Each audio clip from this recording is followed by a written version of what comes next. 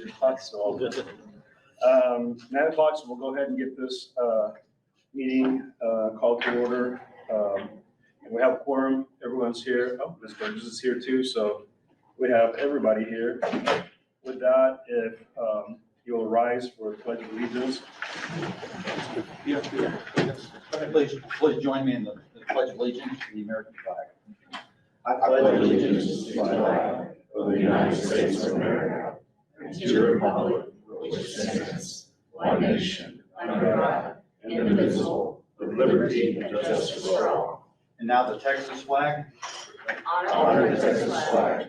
I pledge allegiance to thee, Texas, one state, under God, one and indivisible. And now, if you'll remain standing, and Ms. Jill Shelby, the next gen minister of the Hills Church in North Richland Hills, will lead us in the invocation. Thank you, Ms. Jill, for being here this morning. So we'll have a prayer, and then I'd like to speak a word of blessing over this meeting in this district. Sure. So let's pray. Father God, the earth is yours and everything in it. You care about people and land because you created both. This district is yours. We are yours. Each member of this board is yours. As this board meets today, remind them that they carry your delegated power and authority to care for the people and property in this district in a specific way.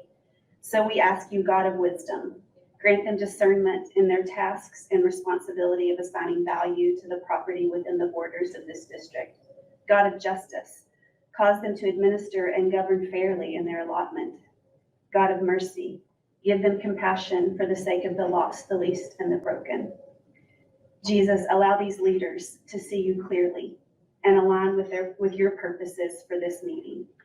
And Jesus, our great high priest, who connected and forever connects heaven and earth, align hearts and minds through your spirit of unity today.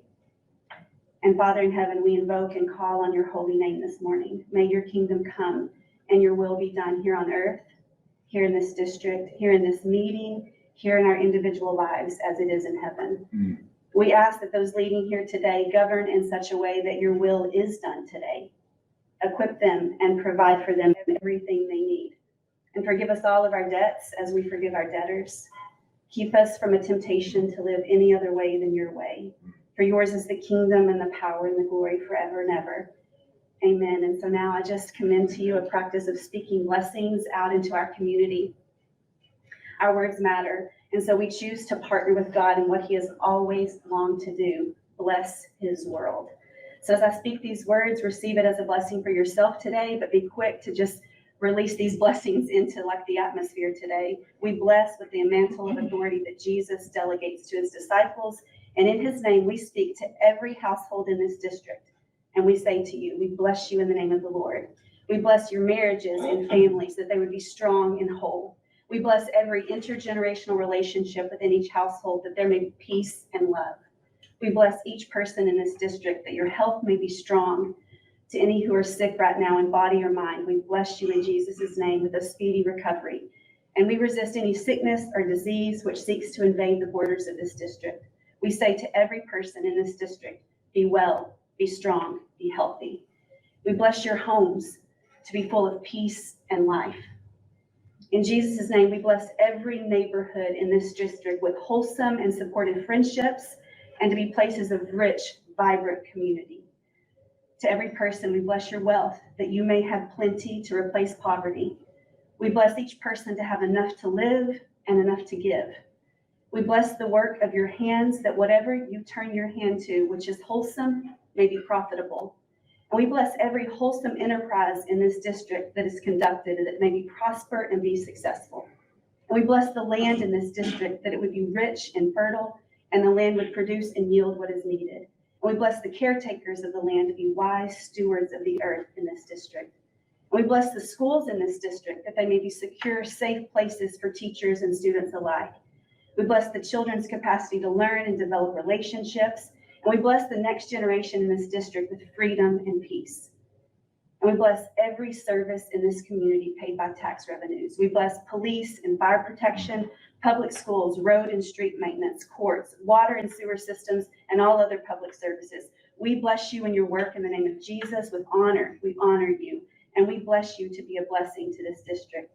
And now we speak to the church in this district, and we say, we bless you in the name of the Lord, that the Holy Spirit and the word of God may flow out from you in power.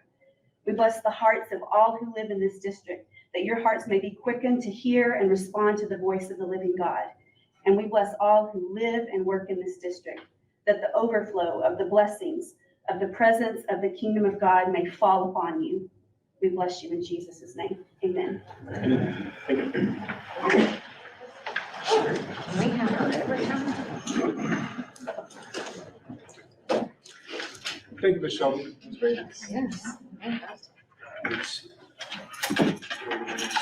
And we'll go right into public comments. At this point, I have 3 cards. And we'll start with Doreen Geiger.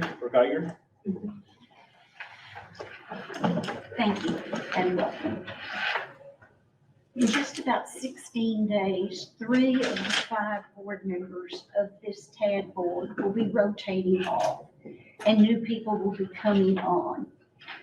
I feel like it is very important for this board today to not interview candidates and to not make a decision over who the next chief appraiser will be. Since we're looking at only about 2 weeks till the new board gets seated, I really believe the interviewing and the selection of the new chief administrator appraiser should be done by the next board, since they will be seated within about 2 weeks. Thank you very much. Ms. Geiger. I have Mr. Daniel Bennett.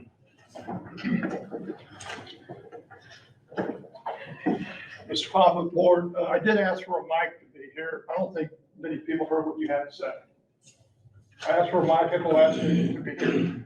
I hope the next meeting will fix that on the 21st.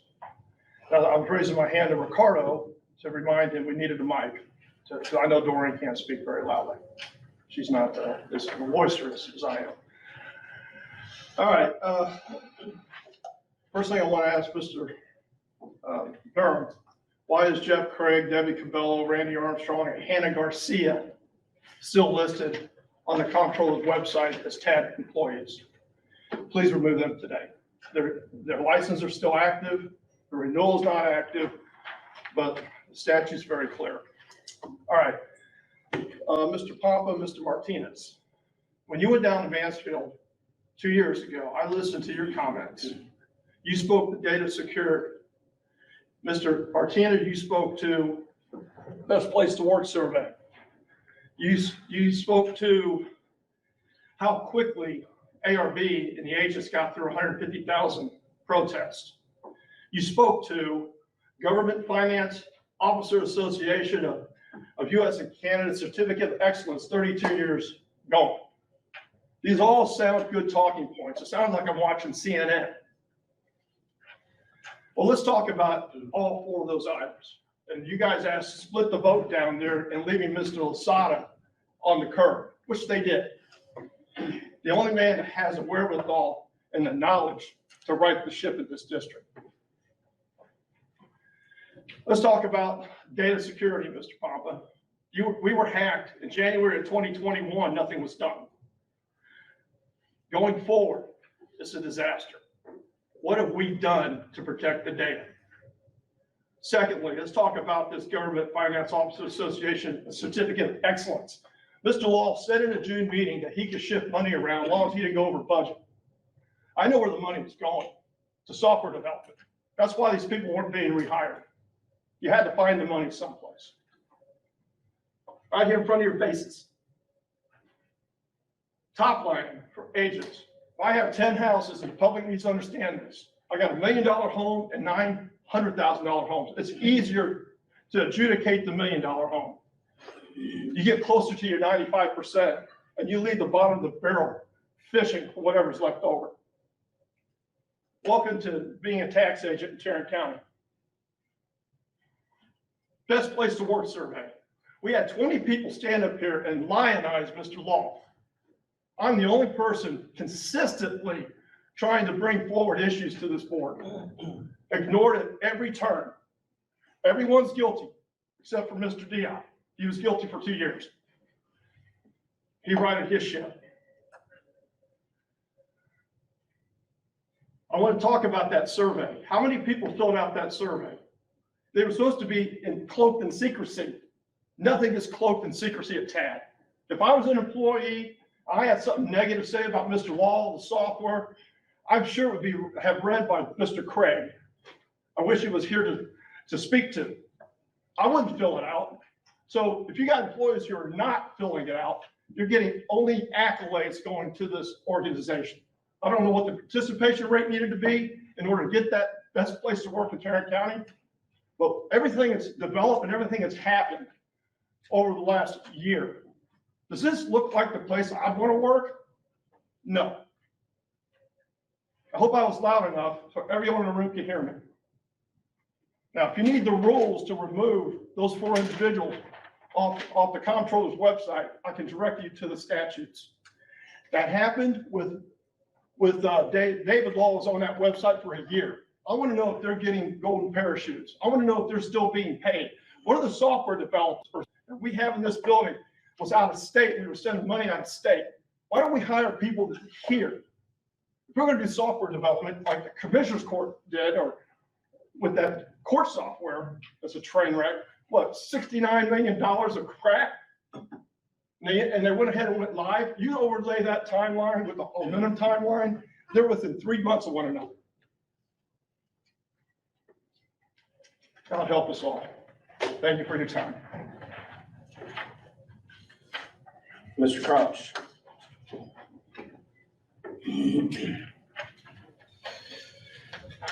Chairman, board, I appreciate the opportunity to get to address you guys again. I don't have any real new concerns. I've been parroting the same concerns for quite a while now. Every time, many times speaking in public comments, I've emailed you guys all and spoke with Mr. Tepper, spoke with Mr. Durham, and I've got the same 2 basic concerns. And so I'm happy to repeat those. And with the 5 minutes, it feels like just like I've got all the time in the world here. It's very generous. But before I get into talking about the issues again, I just want to clarify a couple things. I feel like the environment that we're in right now is unfortunate and entirely avoidable. And I feel like the board had all the control to avoid any kind of problem here. And so the issue is I have with the board. I think Mr. Durham is, I don't know what he was thinking to say, I'll be the interim, but God bless him. And it's, I mean, to walk into an environment like this, and then now you've got this, you're in a position that's very difficult, and he's got a job to do. The staff here has a job to do, and they have to work according to policies and procedures, and there's certain requirements that they have. They don't have the ability to make the decisions and have the conversation that you guys have because they've got to do their job. And so these guys have to react when maybe an investigation is concluded and you get a final report and there's something a little bit more certified. You guys are here to represent the interests of people, taxing entities. But I would also say this, well, I'll pause right there. I'll come right back to who you're representing and the thoughts that I have on that. But I want to express my appreciation. Mr. Durham saw the email, the post that I made yesterday, and he reached out and said, "Hey, look, I'm available. Just so you know, everything that he's done since he's taken office is commendable, and it just needs to be clear. He's doing a great job with what he's been given, especially. And there are many good staff here that agree with everything I'm saying. There's plenty that don't, I'm sure, but I'm just saying." The staff here can't stand up behind this podium and talk. The reason I have the information I have is because there are good people behind the scenes that are handcuffed by the job they have. They want to do the right thing. And we're the people that we should be able to depend on to do the right thing are not doing the right thing. And I would say that the responsibility lies with you guys. And I would actually put the ultimate responsibility with the chairman. He's the guy that has to put stuff on the agenda. I have not seen a vote on the two issues that I'm dealing with here. And so let me just back up to a little topic I abandoned for just a second. I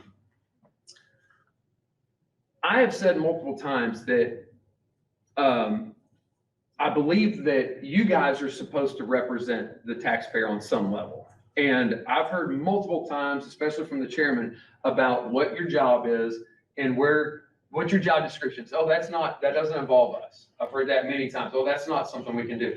And what I tell myself before I send an email out to my clients is, if I don't do it, then who's going to? That's what I say to myself. What I generally hear from you guys when the same issue is presented is, well, that's not an area that we're concerned with. That's not in our job description or whatever, in some characterization of that. The House, the Senate, the governor, a bunch of mayors, the general public have agreed with me that taxpayers need to be represented on this board. They voted in, there's gonna be 3 new positions. We don't have to wait until then for the spirit of this thing to take effect. The best thing that this board can do is wait to give Tarrant County, the new chief appraiser, the interim chief appraiser, the staff here, and everybody a chance to turn over a new leaf.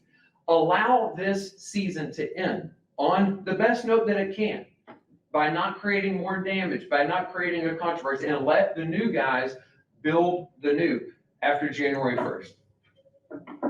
The investigation's ongoing. The breach happened, security failure, however you want to characterize it, October 2022. The biggest problem that I have is not that it occurred. It's that it was covered up. The guy standing right here, lying to you guys, verifiably, as reported, sat right in front of the chief appraiser, not Mr. Durham, Jeff Law at the time. And Jeff Law knew everything that he was saying. Jeff Law knew the lies that were being portrayed. He didn't stand up. He didn't say anything. And this board, Mr. Crouch, your 5 minutes. thank you, appreciate you. Okay, so, did we have any other cards? That's it. Okay, so we're gonna close that, part of the meeting. And so we're sort of kind of, if you guys are okay with it, we're a little fluid with this because we never know how many people are gonna show up to talk, so we have to, we don't know. I think we can get through the consent agenda, relatively quickly. I would like the taxpayer liaison officer to make her statement so that we can get that before we go into the interviews, because once we get back, we're gonna be there for a while. Let me see, and then let's get through those 2 and then we'll figure out what else we have time, depending on how long that takes. Does that sound okay with everybody? Okay. Okay, so let's get into the consent agenda. What's your, tell us about that. Anybody, does anybody need anything removed from the consent agenda? I guess we'll start with that. Not necessarily. We have a statement here that somebody will not serve in a position. Is that affect item 4 on the consent agenda? Yes, let's see, that is for the taxpayer liaison officer. Tell us about that. Sure. Someone that we had tapped to be the deputy taxpayer liaison officer has declined to pursue the position. Okay, so what is the action then that we're taking with 4 then? Well, I believe with 4, we would, and I'll look over to staff over there, we are confirming. If you'll turn to item 6A4 and look at the staff recommendation, we just need to strike the and Bill Bunker to the position of deputy TLO. And then if you wanted to make a motion on that. Okay, We're not required to appoint a deputy at That's this correct. point, correct? Correct. Yes, sir. Okay. I don't know if that But we are requires a required motion. to appoint the taxpayer liaison. Yes. Everything else is still in order, so, Mr. Chairman, I don't know if we remove it and vote on it individually, but I think if that item is gonna be different than the way it is presented slightly, then it probably should be removed from the consent agenda in a separate motion based on the amended staff recommendation. So I'd like to remove that item and put immediately following the consent agenda. Okay, are you okay with that? All right, so I'll take a motion then with that in mind to accept the consent agenda without item 4. Make a motion, we accept the consent agenda without item 4. Second. Okay, all those in favor, please say aye. Aye. Anybody opposed? Okay, so let's talk about then agenda item 4, 6A4. Mr. Chairman, I'll make a motion that I'm going back to the item that we take, removing Mr. Bunker from that and the deputy appointment, keeping Shirley Jacobson as a taxpayer liaison officer. Okay, I'll second. any other comments? Please vote. All those in favor, please say aye. Aye. Any opposed? Okay, very good. Okay, we'll go to the report by the taxpayer liaison officer, since we're just talking about that. Please take some.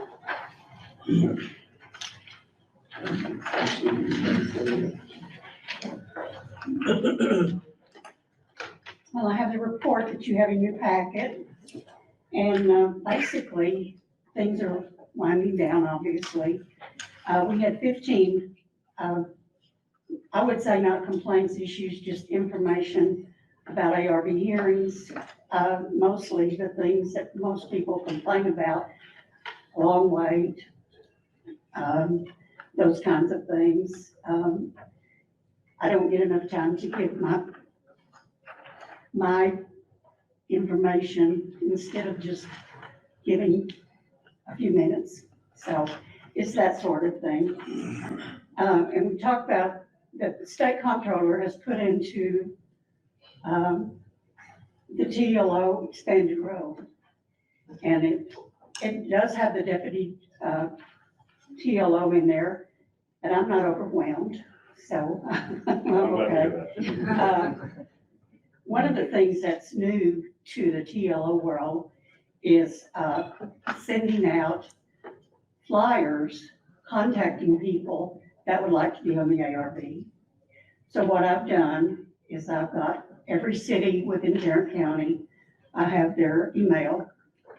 Ms. Vicki has sent me the 3 flyers that goes with it. So I'm sending those out and I'm following up on those, and hopefully we'll have some more opportunities for new people on the board. And that's about it for me today. Okay, well, thank you very much. Thank you. Appreciate you.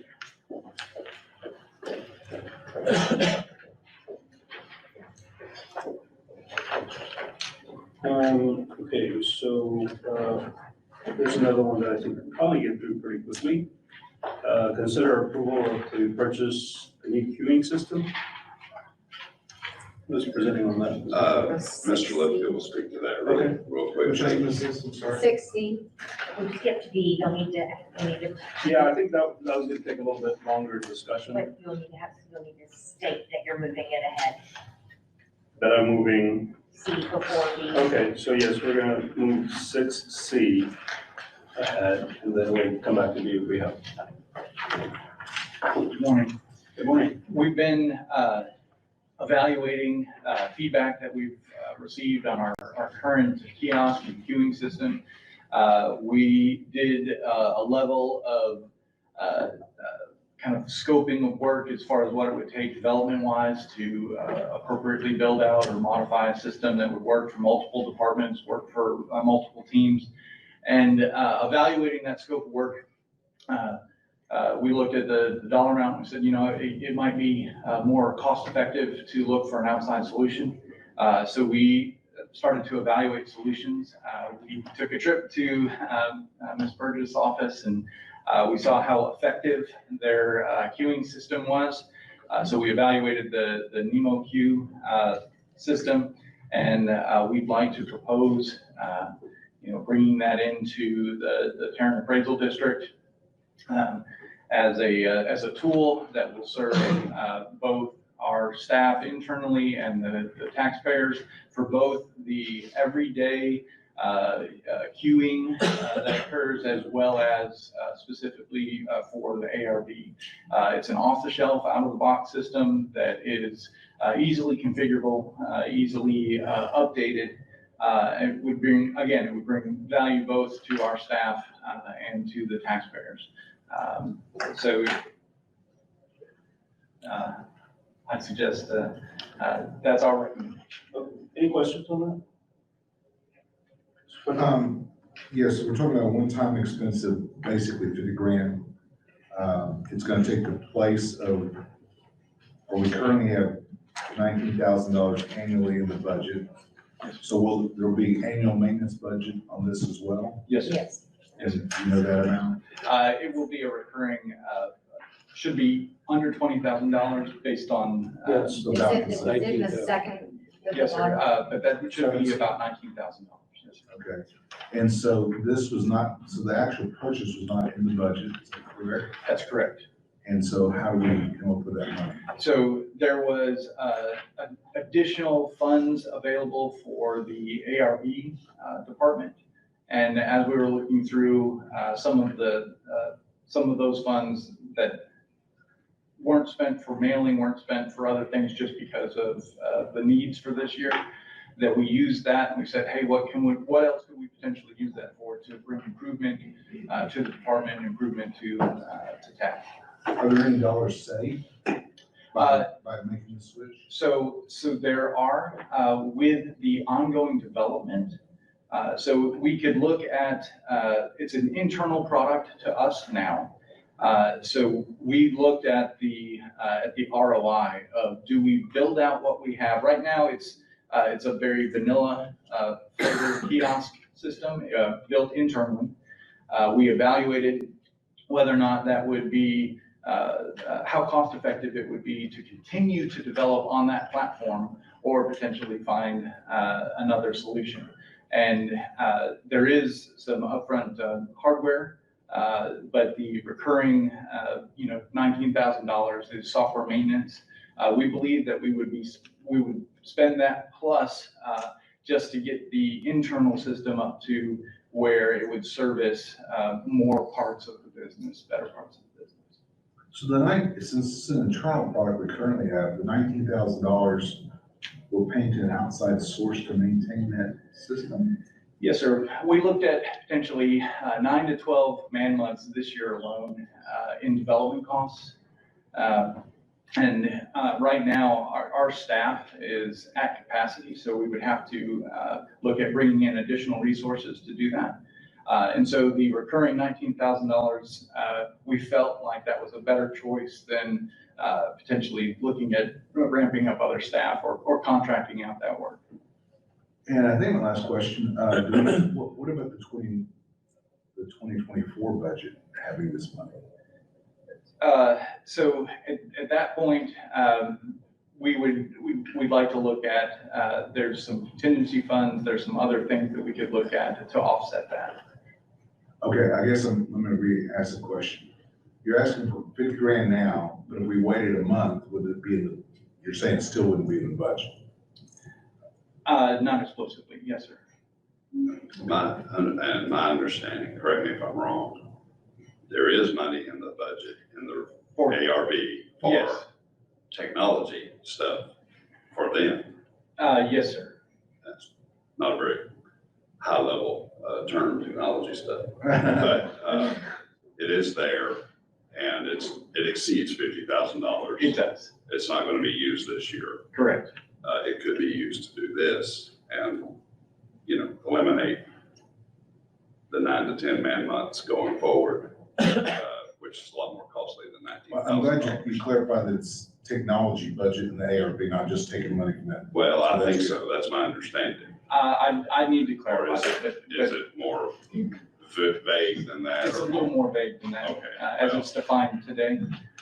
But those are things we'd like to improve upon. Obviously, they would be the largest benefactor of doing this. While we have our everyday queuing system, the heavy volume is with the ARB, so it kind of appropriately comes out of their budget. Mr. Jordan?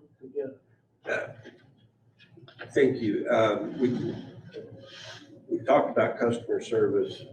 Define, and I'm somewhat familiar as a customer going to the tax assessor's office and getting my state car license and everything, et cetera. Describe the process briefly now, what a customer does when they come in the front door and what this system will do, just in brief. So we know we're talking about customer service and not just queuing and all, different terms. Yes, sir. And it's just, I'll add one little piece to the same question. Tell us about how long the wait is now. Yes. So especially since we hear that that's a common complaint, that they're waiting too long, and how you can expect to shorten that wait with the new system. Yes, sir. And Mr. Chairman, if I could add one more. He's gonna have to take notes. To simplify a little further, it used to be you pulled a ticket like you were at the sandwich shop. Yes. And waited for your number to be called on the LED screen, which I imagine is a very inexpensive way to do it. Yes. So if you could kind of start there and start with that question and work your way back, I think. Yes, sir. Absolutely. We'll start at the beginning. What else you got? Come on. Having the system, I could talk about this all day long, so you go ahead, Brian. So It's always good to copy good ideas. Absolutely, absolutely. So as it is today, a taxpayer would come in, if they use the kiosk, they would go over to it. They would make a selection of, this is here's my taxpayer information, here's the service that I'm looking for, and they put that into the system. It would be queued. We would, as we were working through the system, those taxpayers would be queued and called to the front counter, as would be expected. So the current times, obviously, they vary, day to day, but during our peak times, it can be a little daunting, as we have ebbs and flows throughout the year. And I think what this system would do is there is not just this would give us an opportunity to create more freestanding kiosks, such that as volume increases, we had more places, specific points of entry for people to service. It also gives us a very clean user interface that is easily customizable, that we could go through and we can create a decision tree based on the service that they're looking for, be it ARB, be it customer service. The existing system focuses specifically on customer service. It does not include ARB. And so this would be a value add in going through and allowing us to create that separate decision tree to similarly manage the ARB process.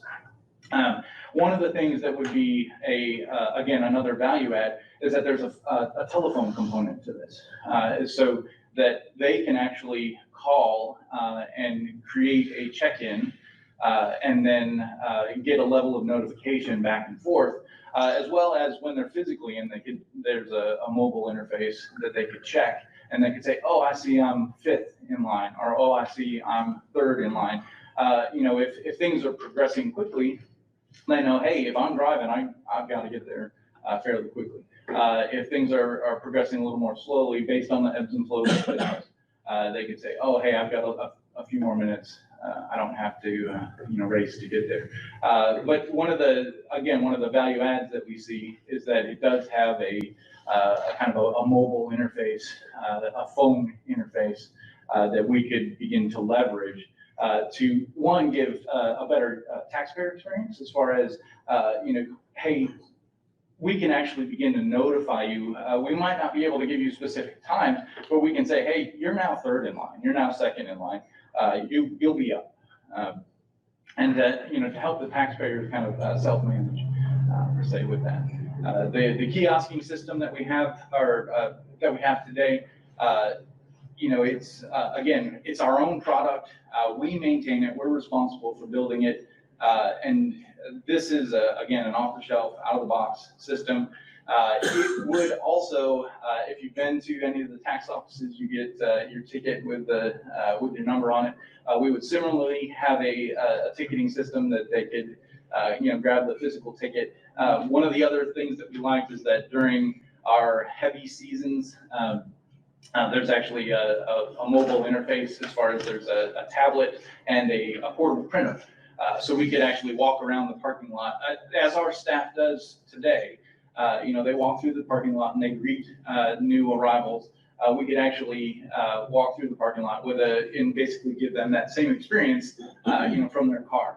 The benefit of that is that they can, if they choose, they could use that mobile interface to, check their status and wait in their car more comfortably, or, choose to come in.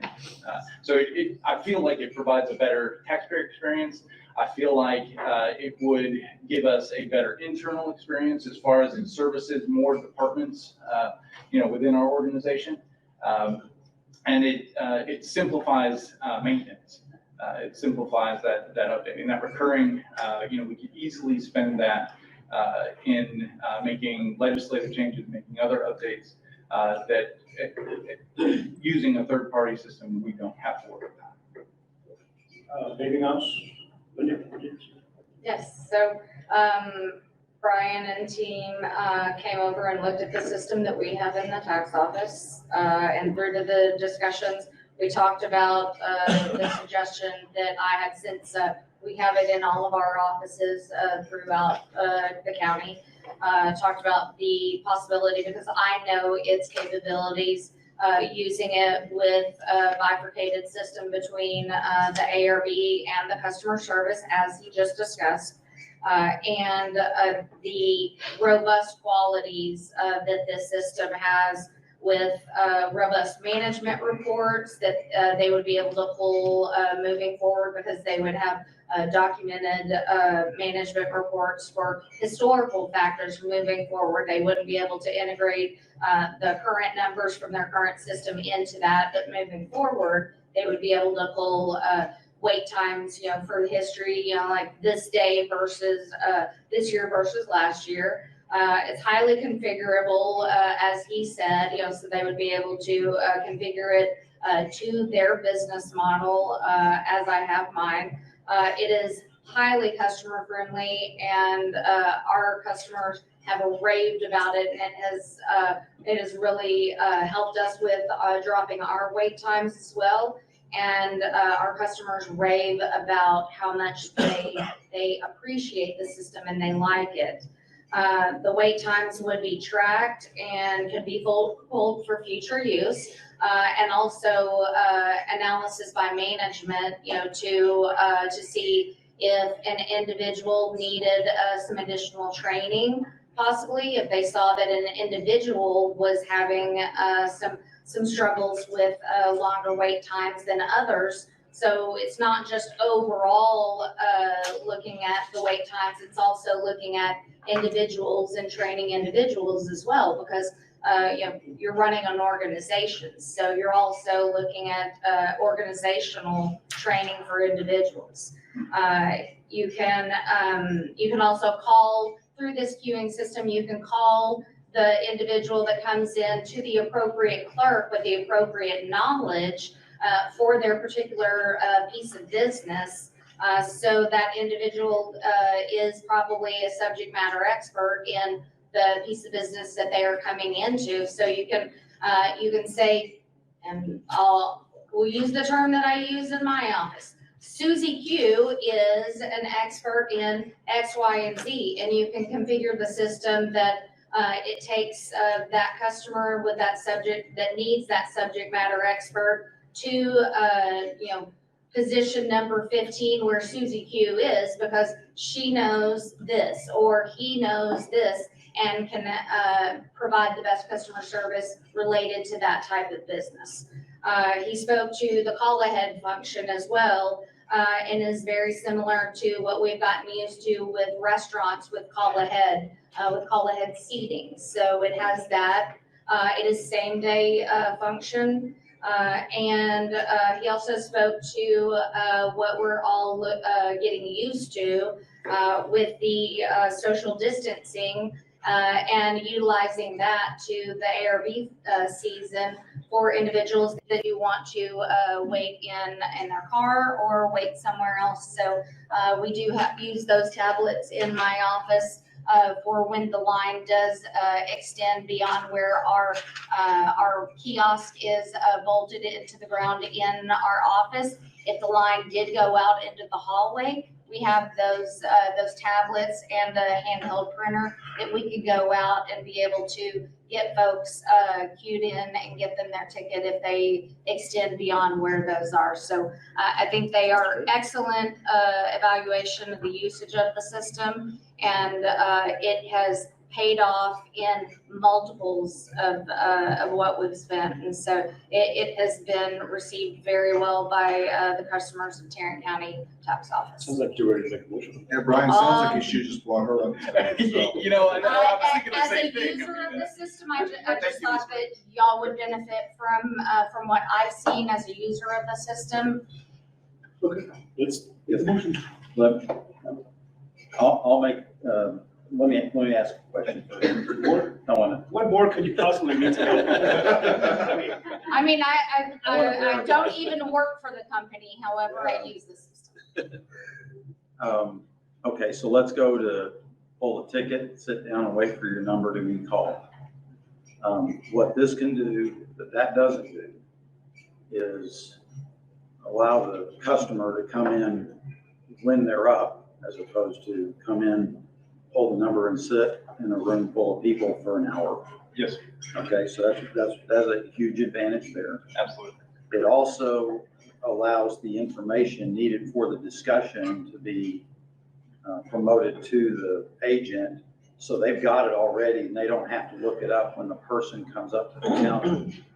Preemptive, yes. Yeah, okay. And then there's, mobile printers and all kinds of other conveniences, but those two things right there speak to a much improved experience for the taxpayer that comes in. Yes, sir. And it costs us how much? It would be about $19,000 a year, once we get past the initial hardware implementation. That hardware includes a physical server, it includes speakers in the lobby, such that we have a queuing and a calling system. All right, Mr. Chairman, I'm Quick question. Go ahead. Oh, yep. So how long does it take to install the hardware? They said they could have it installed by end of year. Okay. End of year. End of this year. End of this year. Thank you. Yes, sir. Yep, go ahead. I thought you were gonna make a motion. Oh. You said you were I ready to don't have make a a- motion, but you had a question. Yeah, well, I am ready to make the motion to approve it, but I don't know the proper wording for that, so let me turn back to the agenda. On item 6C. 6C, thank you. I move that we approve the purchase of the new queuing system to improve the wait times and queue management, both CAD and the ARB customer service. Do we have a second? Second. Any further discussion? Thank you. Let's vote. All those in favor, please say aye. Aye. Any opposed? Any abstentions? Okay, you have your direction for your new queuing system. Thank you.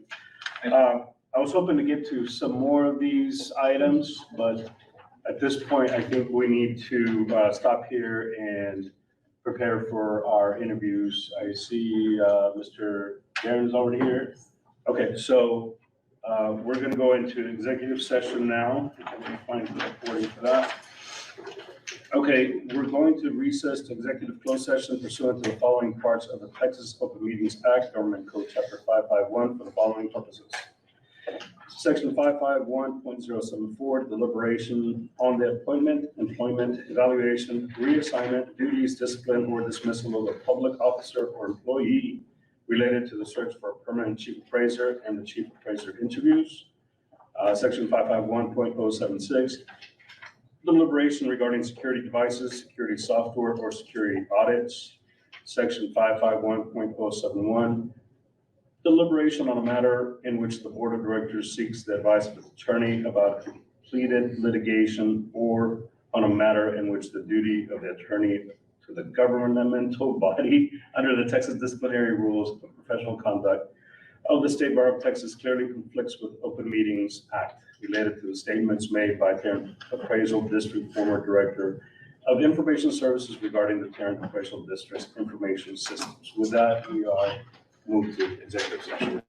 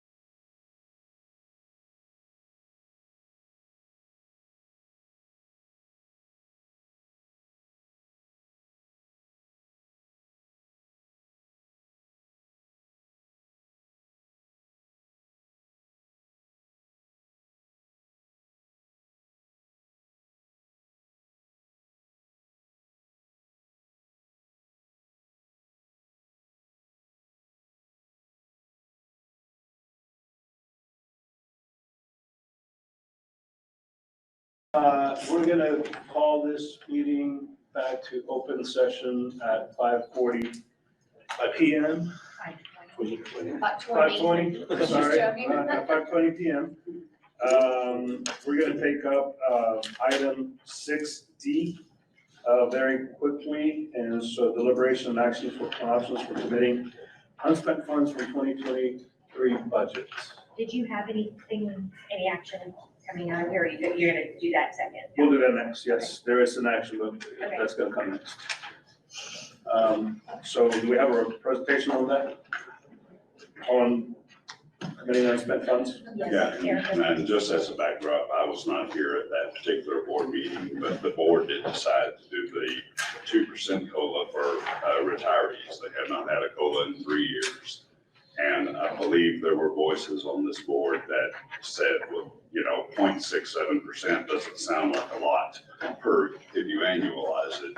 And, what would the cost be for an extra 1% or an extra 2%? So the 2% is already in the books. Now we're just talking 3% or 4% or nothing more. Those are the three choices. We can stop where we stopped a while back, or we can add 1 more percent to make it 3 total and 2 more percent to make it 4 total. And Erica from TCDRS can quickly speak to the financial implications of that. Ms. Erica, we know you have a plane to catch, so we're gonna try to get through it as quickly as possible. We'll be as brief as you want to be. Oh, thank you. Well, you've had a great day too, so together we've gotten a lot of work done. That's Yes, okay. yeah. And so really my visit today is that it's important that as the representative of TAD at TCD, that I'm always available to provide data and clarity. That's what we're there for. And originally, when we had our meeting last time, it was discussed that a possible 2% flat rate was proposed, and even the funding was there to fund that. questions came up of, well, what other options do we have if we don't go with the 2%? And so that was then taken back to your team, and they looked at numbers and costs, and they brought back maybe going up to 3% or 4% for this calendar year, based on budgets that they have. And so what we did is we provided you some options if you wanted to use funds available to cover those costs for a 3% flat rate COLA. What that means is you would submit a payment to us this calendar year. The money does need to be in our office by December 31st.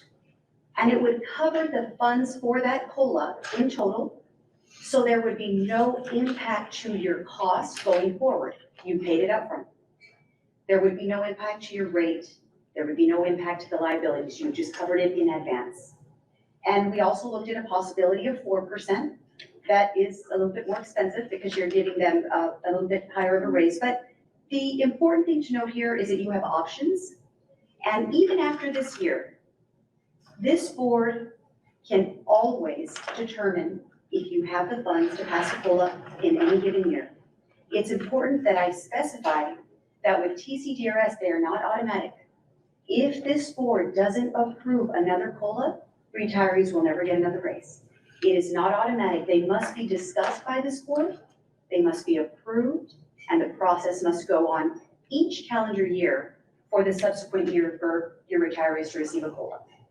The other great news is that we have two types. We have flat rate that we're discussing this time around. But if down the road for next year, you want to learn a little bit more about the other type of COLA that we offer, it's called CPI, Consumer Price Index. I am more than happy to come and maybe give a presentation about the two different types where you have a little bit more time in the calendar year to look at some costs and how they differ. I pulled up your history because I was interested in what TAD has done historically. And there was a time when this appraisal district only passed CPI COLAs. And I can give you those years just with brevity. In 1998, all the way to 2012, this board, maybe not this board, but the TAD board approved CPI COLAs. That was what was very common at the time. I can't speak to why I didn't work here at the time, but that was what they wanted to pass. And a CPI COLA restores lost purchasing power accordingly. And what the TAD board approved was an 80% CPI COLA for many, many years. And a few of those years they approved 100% CPI. So what they did was they were restoring 80% of lost purchasing power. And then a few of those years they restored 100% of lost purchasing power. So it's very safe to assume your retirees were very caught up back from 1998 to 2012. They were very caught up with inflation. They were making what was very, very adequate. Future forward, the COLAs were spread out a little bit just because they were. And then for some reason, the board was interested in flat rate COLAs. And so there was a little bit of a shift. And so there weren't CPI COLAs passed. Rather, in 2014, a 1% flat rate was passed. That means your retirees got a 1% bump. And then in 2018, a 1%, they got another 1% bump. And in 2021, a 2%. Now, I can't speak to why those were selected, but if I were to step back and just give you a generalization, probably the cost. Flat rates tend to be more affordable than CPI COLAs. When you're restoring lost purchasing power, they can be kind of pricey. And even in this calendar year, when we ran costs to pre-fund a CPI, they were much higher because of inflation and restoring lost purchasing power. So with that said, as this board discusses, if you want to go with a 2% or 3% or 4%, it is my understanding that it has been recommended with funds available to pre-fund it. So the great news is if you do pre-fund it, there's no impact to your rate. You're not passing off liabilities to the future. You're not amortizing it because you're funding it today, or this year, shall I say. You're funding it this calendar year. And when your retirees receive the raise, you've already paid for it. So future forward, you can talk about passing others. We can maybe consider CPIs if you want to look at restoration. For next calendar year, I can even request a study that can show you how much will you catch a retiree up with flat rate and how much will you catch them up with a CPI. And you can see the financial impact to their benefit, and then you can make a decision if that's a factor you'd like to consider. I always will provide costs, so you'll know what every COLA costs if you'd like to pre-fund it again, but you definitely have those options. So we have lots that we can work with from this point forward, for this particular meeting, I do understand that 3% or 4% has been brought to your attention, and it is up to you if you'd like to pass either, and use the existing funds to fund the COLA for these retirees.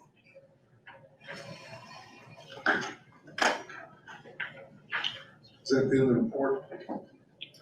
And just for clarification, additional, the staff recommends that the board authorize an overall 3% COLA, which is an additional, we'd already agreed to the 2%, which was $850,000. And when we opened the door to consider it a little higher, the staff came back, they're recommending 3%, which is an additional $390,000 on top of the $850,000. That was a 2% that we've already agreed to. But still, so just clarify, this is just moving it to 3, it's not 3 on top of 2. It's not 3 on top, that's why it's only an additional $390,000 to get us from 2% to 3%. You are correct. It's not 3 on top. Yeah, okay. Are you sure? So yes, go ahead. Above there, it talks about the funds, that there's 1.1 million currently, and it talks about the election. Have we covered that election cost? I believe since you want to put everything forward to the next meeting, table till the next meeting, we would have asked today, but we will be asking that all the excess funds go into the CAMA account, which sounds a little weird on the surface, but it's an unlimited dedicated fund. And our plan would be, if the county wants 300,000 for an election, that's where you would authorize it be taken out of next year. But we need to kind of set that money aside by action this year, because it has to do with unspent funds for the end of the year. And I believe we're okay with tabling that, to honor your wish to table everything except this. Okay, well, I'm gonna move that we authorize an overall 3% COLA for retirees and commit the 390,000 out of unspent 2023 funds to combine with the existing 850,000 already committed to TCDRS for use in reducing the unfunded actuarial accrued liability of TAD's retirement plan. That's my motion. Considering I was the one wanting to make the motion, I will second it. All right, we got a first and a second, okay. Any other comments or questions? Let's vote. All those in favor, please say aye. Aye.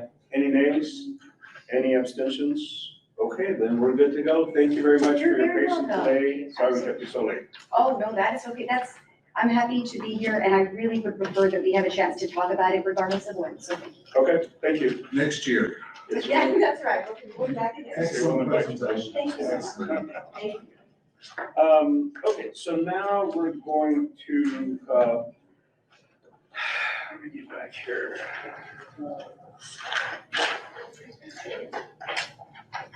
I was done.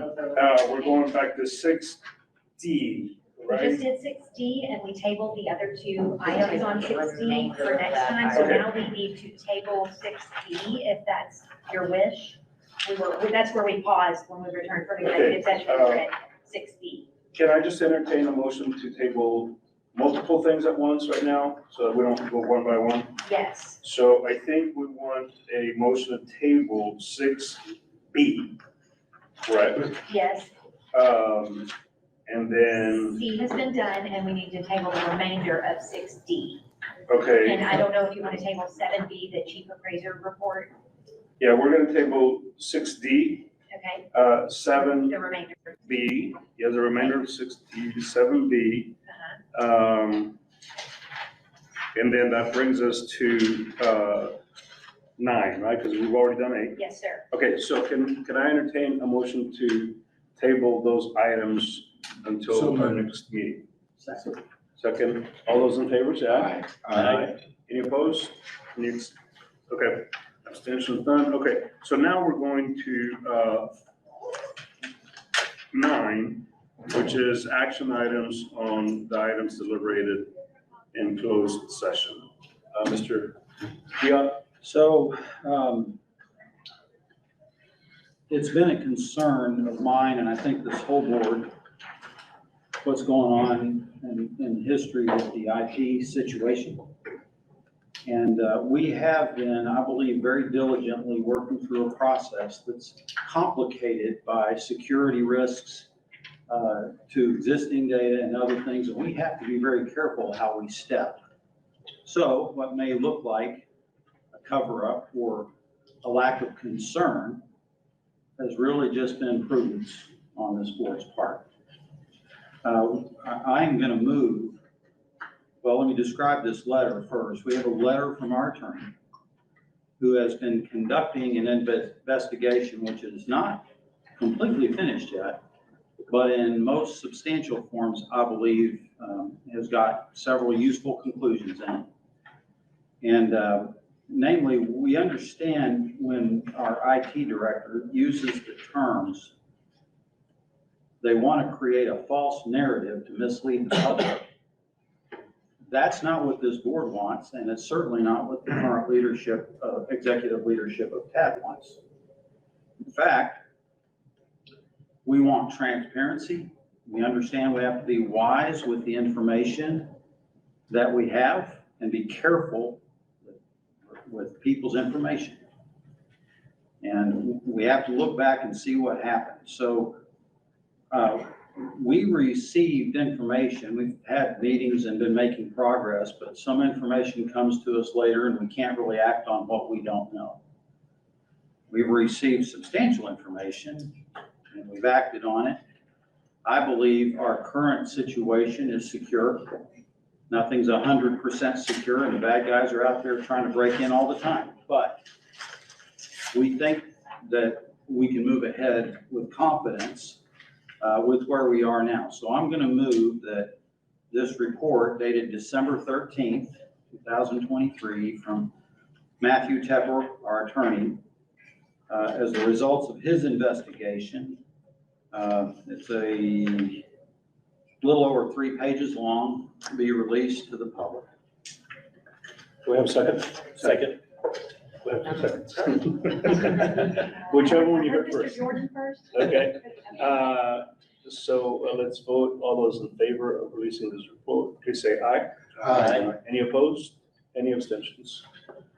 Mr. Tepper, you want to go into the report? Yeah, I'll give an update on the report for the public, and board's obviously seen the letter. The first thing I want to say, last meeting that I was at, I think my microphone was not working, and I made the comments, which I think didn't quite make it over the webcast, that the investigation was still ongoing. And as Mr. Diop pointed out when he made the motion, while we have learned a lot, there's still elements of this that are continuing, and they will continue until we are satisfied that either we have found all the answers we're looking for, or that we have looked under every rock where we might be able to find information that is like that.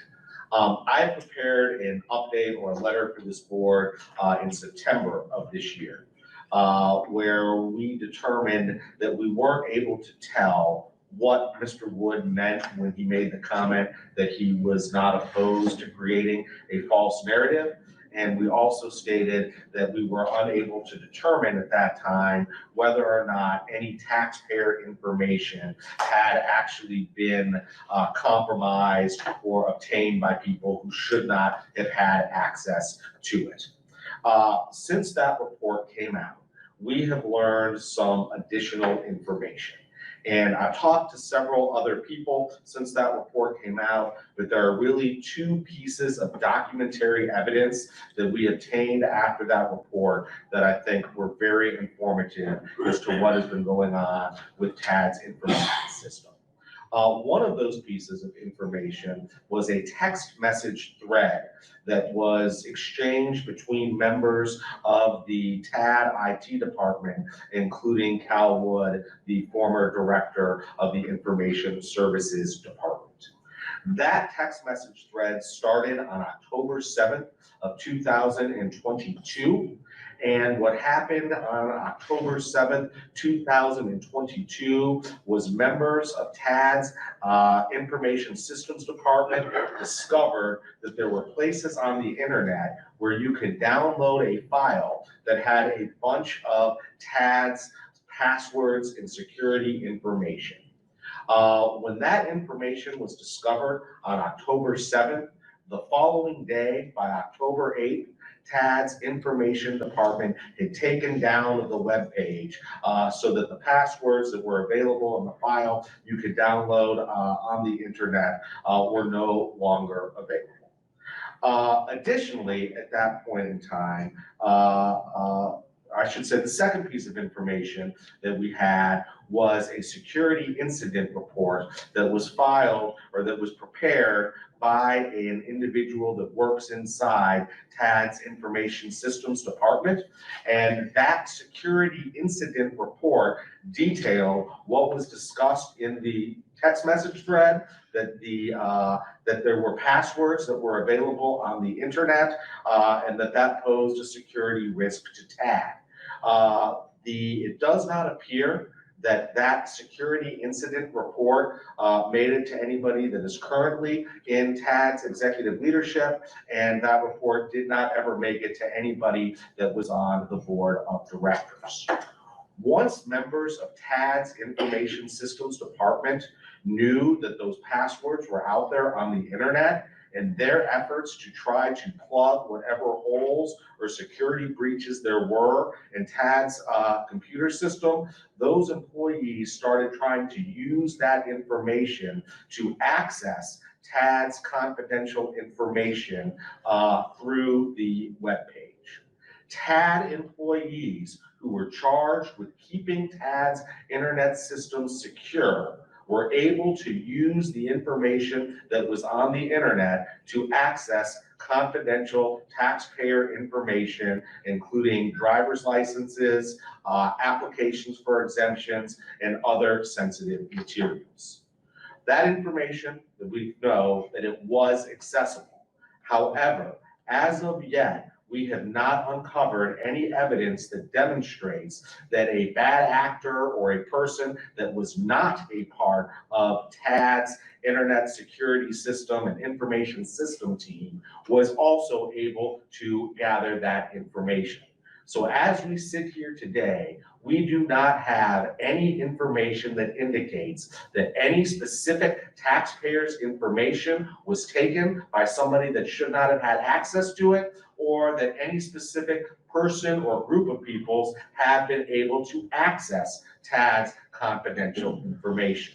But what we do know is that it was possible.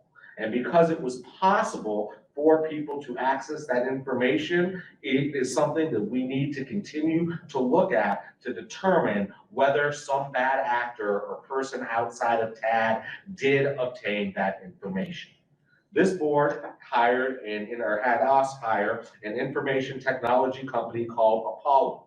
Apollo has been looking at the forensic data and the computer system information that is available to try to determine whether somebody who should not have had access to that information did access that information.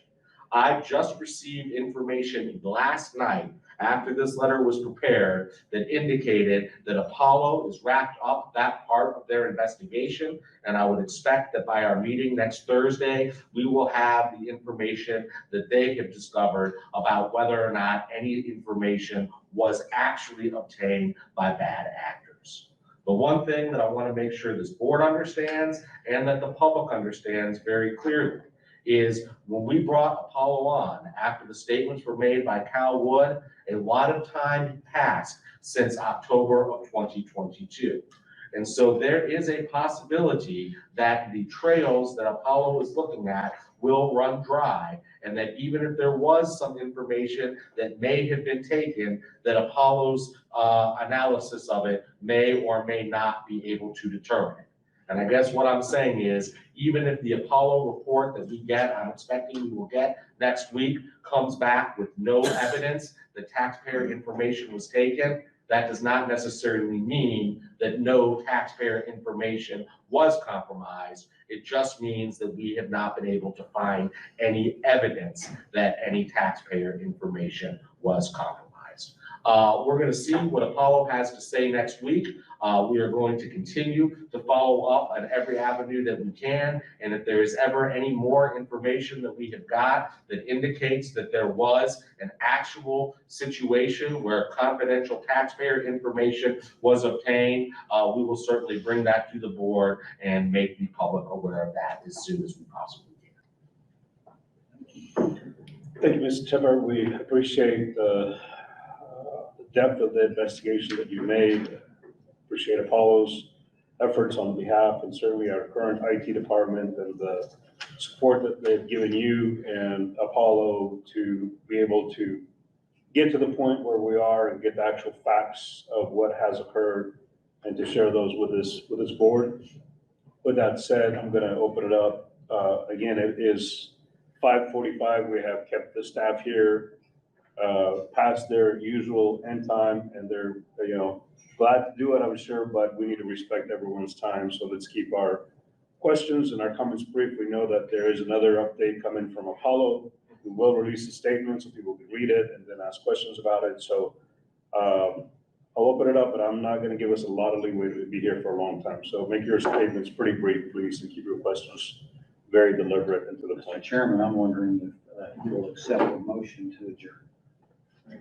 Well, I will, but I will give anybody else an opportunity to make any statements or questions that they might have. I would like, let me just say, this has been a long day. And remember, we wanted to have short meetings. This is actually the longest meeting I've ever been in. And it's the first evening meeting I've been in. So, but it's been a long day, but it's been hard and very productive work. Thank you for your leadership in that. And that's all I'm going to say. And you can consider my motion standing if anybody wants to say. Will do. Mr. Jordan, have something? I just very quickly thank Mr. Tepper for the investigation, and add the point that, had the board been made aware of any of this, we would have been as aggressive as we have been since we learned of the information. And it affected the credibility of certain individuals who are no longer employees of TAD. Thank you, Mr. Tepper. I think everybody here knows that government takes a long time to get things moving, just because of bureaucracy. But things do work. Maybe not as fast as some people want, but they do move forward. Thank you, Mr. Tepper. Thank you to TAD IT group. Thank you for your transparency and the work that you have performed to work with the Apollo group and help us get to the bottom of all of this so we can move forward and start a new day. I'll only add that thank you to William Durham for his leadership in ensuring that everyone, including Matthew and Apollo, had access to all the staff, to all the data, to everything that they needed to do a thorough investigation. Mr. Quinton? I don't want to thank Matthew, everyone's already thanked him. I want to thank this board. I think the public perception sometimes that this is a disruptive board, and in the time I've been on it, it's been an excellent board. We're willing to challenge the questions. We may not all agree, but in particular this issue, the public may not realize, but we acted quickly. We acted together. We listened to each other. We listened to the experts we had at hand, and we moved forward. William, I want to thank you for your leadership in that, and Brian, again, for you stepping in a new role and taking strong leadership in that as well. So again, kudos to this board, and public, please realize that we are working hard and we're working for your benefit. With that said, I will now accept your motion to adjourn, and then we have a second here. All in favor, please say aye. Aye. Let's go.